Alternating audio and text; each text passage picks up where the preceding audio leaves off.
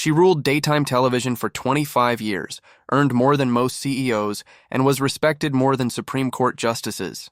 Judith Sheindlin became one of entertainment's most powerful women thanks to Judge Judy's cultural impact. But nobody mentions this.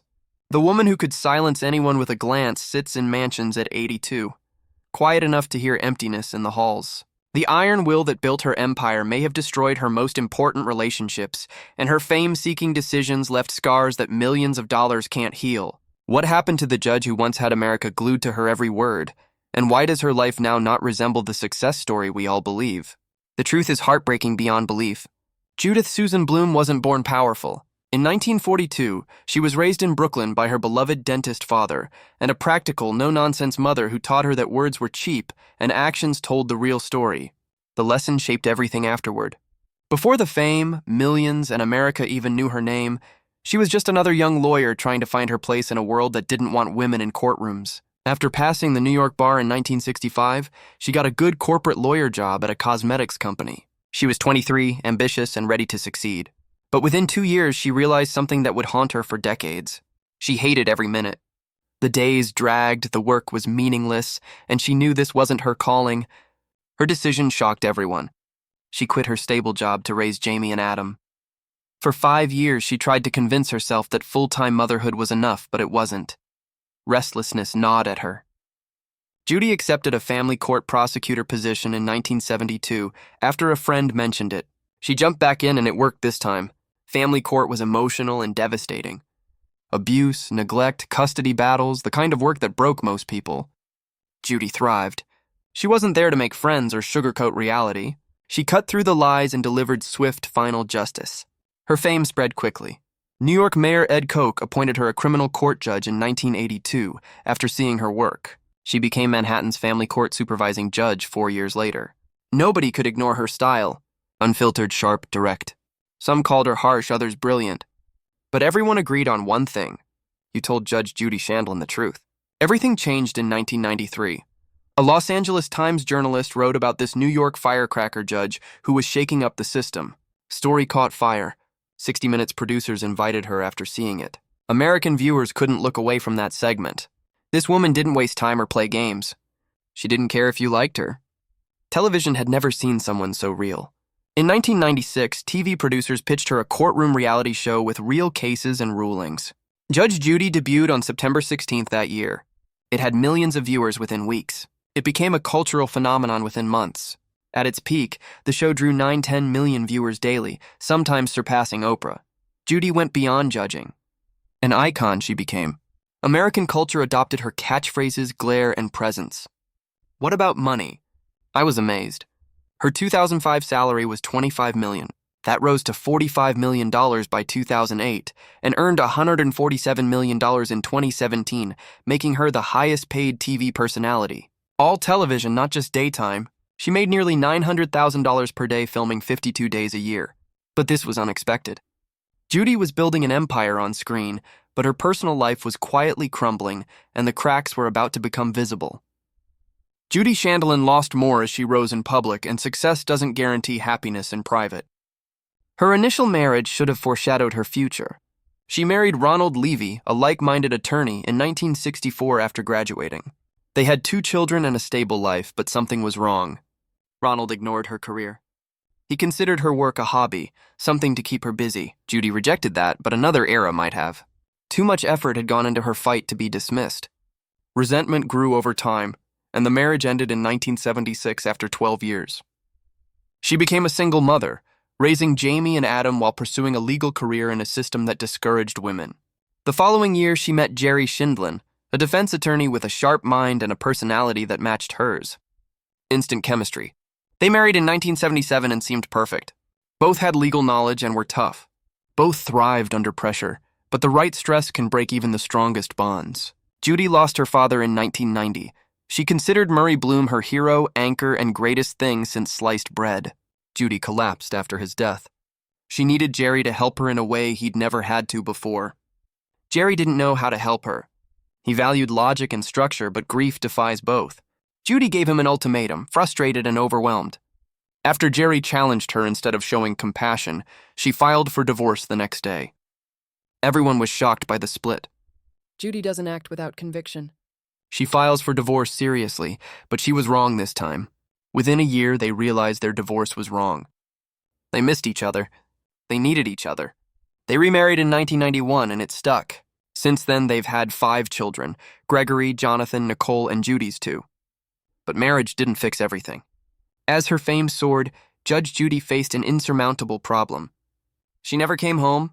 The endless filming schedule, pressure to maintain her image, and fast production meant she missed almost everything important. School plays, family dinners, birthdays, the little things that make up childhood.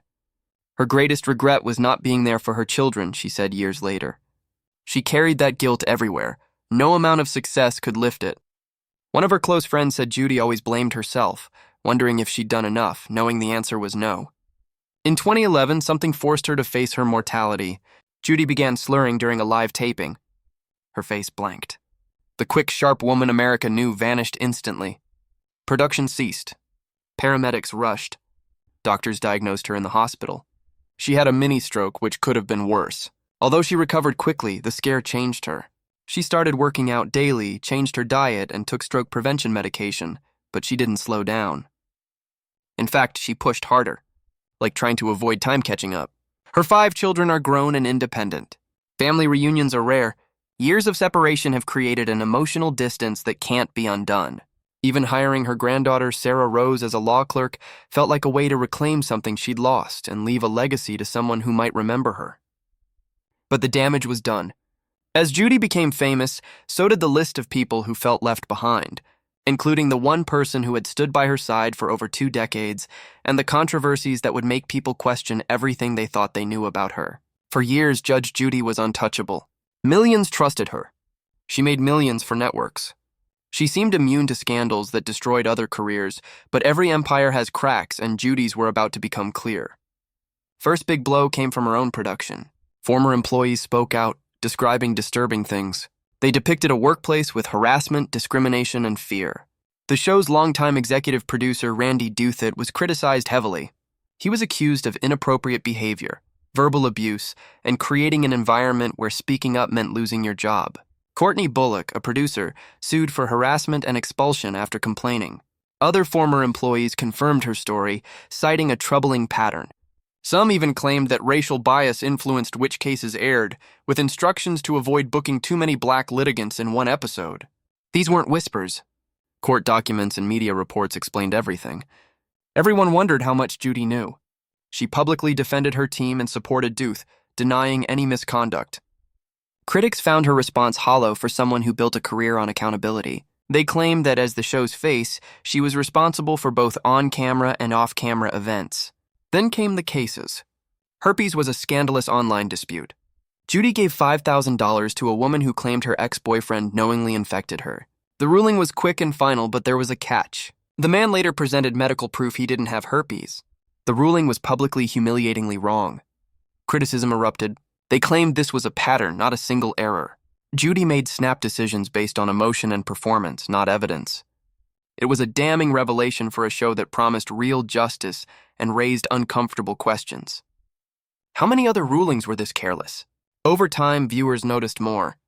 Litigants who struggled to express themselves, spoke broken English, or had no formal education were often cut off mid-sentence, mocked, or dismissed. Once tough love became cruel. Classism accusations flooded social media. Judy was harsh on poor defendants, government assistance recipients, and irresponsible people, according to witnesses. In an era when inequality and systemic bias were unavoidable, the woman who claimed to stand for justice was accused of punching down and humiliating the vulnerable for entertainment. Judy's style became outdated and offensive, but the most personal controversy involved a longtime employee. Judy's bailiff for over 20 years was Petrie Hawkins Bird, known as Bird. He calmed her storm and kept the courtroom orderly. His fans loved him. He contributed to the magic. When Judy launched Judy Justice in 2021 without Bird, people were furious. He later admitted to never being consulted about the new show. Not invited to audition. He wasn't warned. He learned like everyone else by seeing someone else in his spot. Bird expressed confusion and dismay while wishing Judy well. Judy's explanation? The show needed a younger face to attract new viewers. Instead, she hired her granddaughter Sarah Rose as a law clerk, sparking nepotism accusations. Longtime fans felt betrayed. The woman who preached loyalty dismissed a decades-long friend. The messy CBS split followed. After 25 years, Judy personally oversaw the network's 2021 business decision. CBS paid $99 million to air reruns instead of new episodes. Judy's other courtroom show, Hot Bench, was also canceled. Judy took it as disrespect, not business. She publicly chastised them for gambling wrong and disrespecting her creation. If that wasn't enough, Rebel Entertainment Partners sued. Judge Judy's launch partner sued CBS and Judy for profit sharing. They felt they weren't getting their due, especially after secret spin-offs like Hot Bench. Judy wasn't found guilty after years of legal battles, but the accusations left a stain. Even tabloids pursued her. The National Enquirer falsely claimed she had Alzheimer's and cheated on her husband. Their apology didn't repair the damage. These scandals devastated someone who had spent decades policing her image. The untouchable judge was now vulnerable, and the public watched every crack. Judy kept working despite the scandals.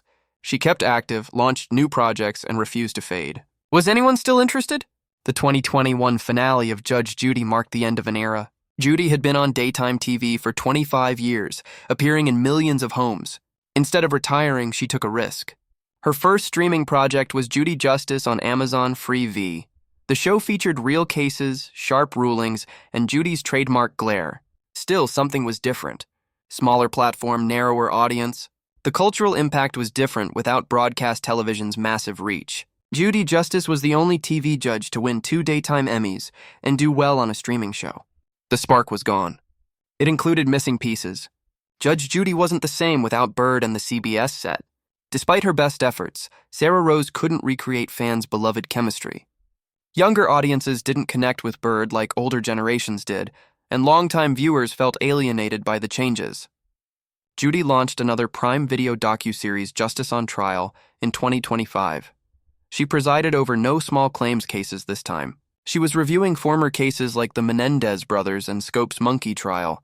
She combined legal analysis with dramatized reenactments, a departure from her previous work. Judy played a lower court judge in scripted scenes in period robes, while her tribunal justice team served as an appeals panel. It was ambitious and thoughtful, aiming to make viewers question the justice system. It also went unnoticed. There were no billboards, viral videos, or cultural discussions. The show quietly ended on Prime Video, watched by a fraction of its daily viewers. Judy's influence has greatly decreased. She spoke to tens of millions weekly at her peak. She's lucky to reach a few million on streaming platforms. Parents must mention her name to younger generations. They see her as a meme, not a pioneer. Even her public appearances are rare. She occasionally appears well-groomed at 82. At a recent event, Samuel L. Jackson introduced her, and attendees noted her commanding presence. However, those moments are rare. She no longer chases the spotlight, and it no longer chases her. The harsh reality is Judy's time has passed. She keeps working and producing to prove her relevance. World has moved on. TV has changed. The audience has changed. Even Judith Sheindlin, 82, can't stop time. Which brings us to the worst truth. What her life is like behind closed doors. At 82, Judith Sheindlin has achieved everything she fought for. Wealth estimated at $440 million. Multiple luxury homes, a television legacy, awards, and a level of fame few touch. This is what money can't buy. She lost time, neglected relationships, and quiet moments she can never get back. After all these years, she lives in Florida with Jerry, her constant companion. Her home is quiet and private, as expected for someone of her stature. However, her friends say otherwise. Judy struggles with fatigue behind the scenes. Regular checkups are needed to monitor her health. Remembering that her mini-stroke over a decade ago was just the start of her body demanding she slow down. She continues to work. She continues to review case files, film Judy Justice episodes, and participate in production decisions. She seems afraid that stopping will destroy everything she's built. Maybe it's simpler. Perhaps work is her only option. Her 5 children, Jamie, Adam, Gregory, Jonathan, and Nicole, are grown. They have careers, families, and lives apart from her. Family reunions are rare. Less holiday spirit. After ruling a courtroom with absolute authority, she now sits in mansions with deafening silence. She philanthropizes to compensate.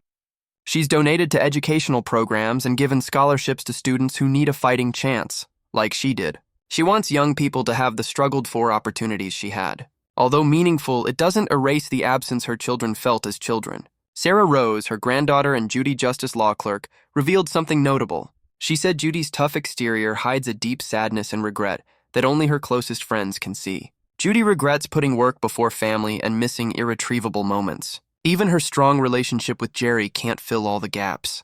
He's older too. He stays out of the spotlight, content to live quietly while Judy keeps going. They're together but also isolated in their worlds. Judith Sheindlin, 82, is paradoxical. She proved women could rule male-dominated industries. She broke down barriers, created unimaginable wealth, and symbolized no-nonsense justice. She also proved something else. Success, measured only in money and fame, leaves you with mansions full of unmade memories and relationships you can't repair.